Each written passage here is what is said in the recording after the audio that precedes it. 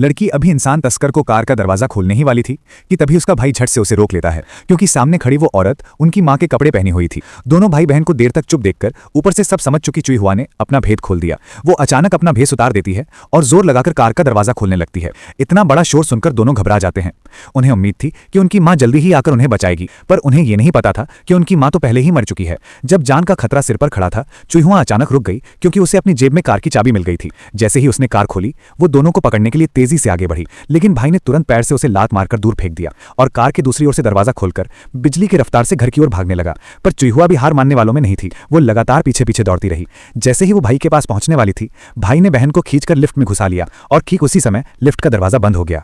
दोनों घर पहुंचकर दरवाजा बंद कर लेते हैं, लेकिन डर अभी भी खत्म नहीं हुआ था। पीछे मुड़कर देखा तो उनकी खून से लचपत मां हिलडुल रही थी। वे दुख भी नहीं मना पाए थे कि दरवाजा जोर जोर से पीटा जाने लगा। डर के मारे दोनों के होश उड़ गए।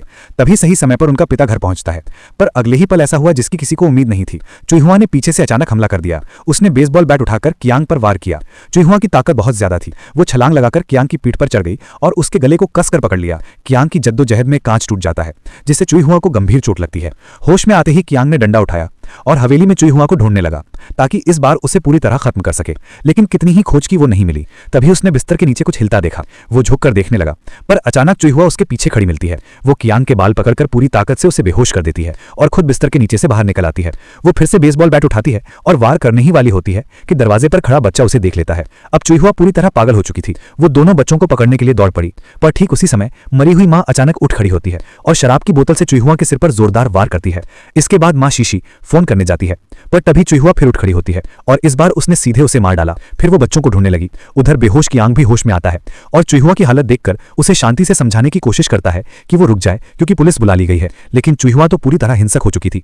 वो कियांग पर झपटती है और उसके गले को जोर से दबाने लगती है। उसी दौरान जमीन पर पड़ा पेट्रोल आग पकड़ लेता है और चारों ओर आग लग जाती है। चुई हुआ आग बुझाने दौड़ पड़ती है, क्योंकि वो उस हवेली को अपना घर समझती थी। कुछ देर बाद पुलिस पहुंचती है और चोटों की वजह से चुई हुआ जमीन पर गिर जाती है। भाई बहन की जान अंततः बच जाती है।